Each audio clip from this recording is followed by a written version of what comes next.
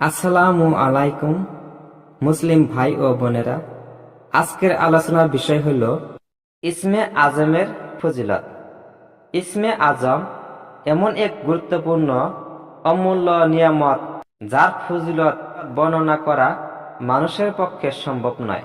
আল্লাহ ইসমে জাতটি ইসমে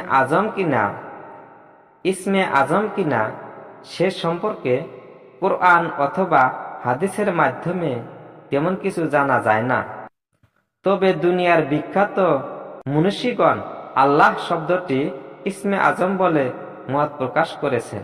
যদি তা ইসমে আজমেই হয়ে থাকে তবে এর ফজিলত বর্ণনা করা মানুষের পক্ষে সম্ভব হবে না। আর যদি ইসমে আজম না হয়ে থাকে তাহলে এই নাম আল্লাহ পাকের অন্যান্য যে কোনো নাম হতে বেশি মর্যাদা সম্পন্ন ও গুরুত্বপূর্ণ, তাতে কোনো সন্দেহ নেই। কারণ ইহা হলো আল্লাহ পাকের ইসমে জাত বা খাস নাম। হযরত মুসা আলাইহিস সালাম যেদিন তুর পর্বতে আল্লাহ পাকের সান্নিধ্য লাভ করেছিলেন, সেই দিনই আল্লাহ পাকের সাথে বিভিন্ন বিষয় নিয়ে আলোচনা এবং আল্লাহ পাকের নিকট বিভিন্ন বস্তু প্রার্থনা করার সময় এমন একটি আবেদন আল্লাহ পাকের সামনে পেশ করলেন যে, হে মাবুদ, আপনি আমাকে এমন একটি বিষয়ের জিকির শিক্ষা দিন যার দ্বারা আমি আপনাকে খুশি করতে পারি। আপনি এমন খুশি আর কিছুতেই হন না। হযরত মুসা আলাইহিস সালামের আবেদন শুনে আল্লাহ পাক বললেন, হে মুসা, তুমি আমার নিকট হতে সর্বোত্তম জিকিরের বিষয় জানতে চাও?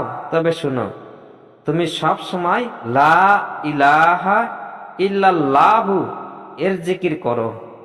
এটি হতে উত্তম জিকির আর কিছুই নেই।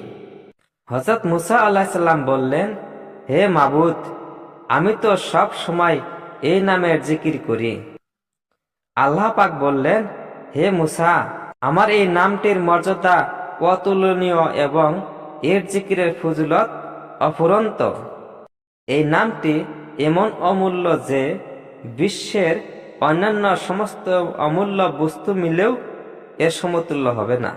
যে লোক দিন রাত সব সময় মনে মনে এই নামটির জিকির করবে, আল্লাহ পাক তার আমলনামায় অফুরন্ত নেকি লিখে দিয়ে থাকেন। তার দুনিয়া ও আখিরাতের সব রকম ভালো হবে।